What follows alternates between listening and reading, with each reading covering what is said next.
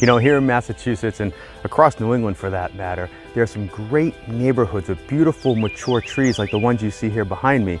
But do you know what your rights are when it comes to a neighbor's tree that creeps into your yard? Do you know what to do or how to handle the common issues that a large tree can present? Well, here are some ideas for you. Welcome to Let's Get Frank About Real Estate.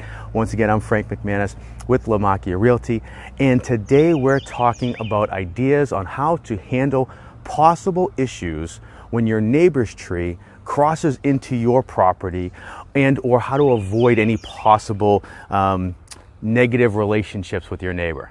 So first off, let's establish that the tree belongs to the person who owns the land that the tree actually is growing from, even if that tree was mistakenly planted over the property line. Now, if you run into this situation when buying a home, you should have this property properly surveyed and get a concrete idea of where the actual property line is and therefore who actually owns the tree. In the case that the tree sits right on the property line, the tree would then be considered a boundary tree, and the ownership would actually then be shared between the two parties, the two neighbors, as well as all of the maintenance and costs related to maintaining that tree.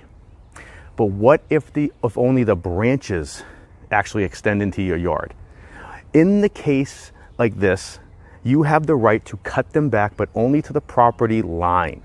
But don't overdo it, because if you do and you actually cause the death of that tree, you might be legally liable for replacing it.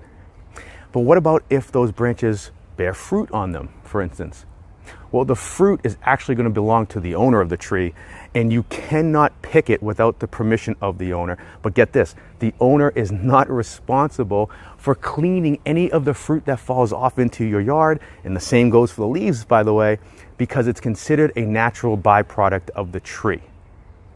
Here's one that you should actually check with your insurance provider about.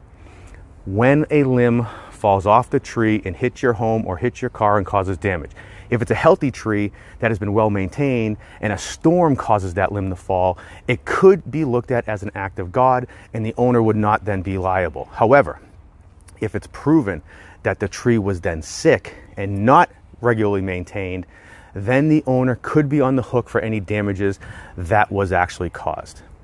So if you own a large tree or you live next to someone who does, make sure you're communicating with your neighbor to minimize the chances of any possible future issues. As always, I hope this helps you. And for more videos like these, make sure you go to my Facebook, my Instagram, and my YouTube pages.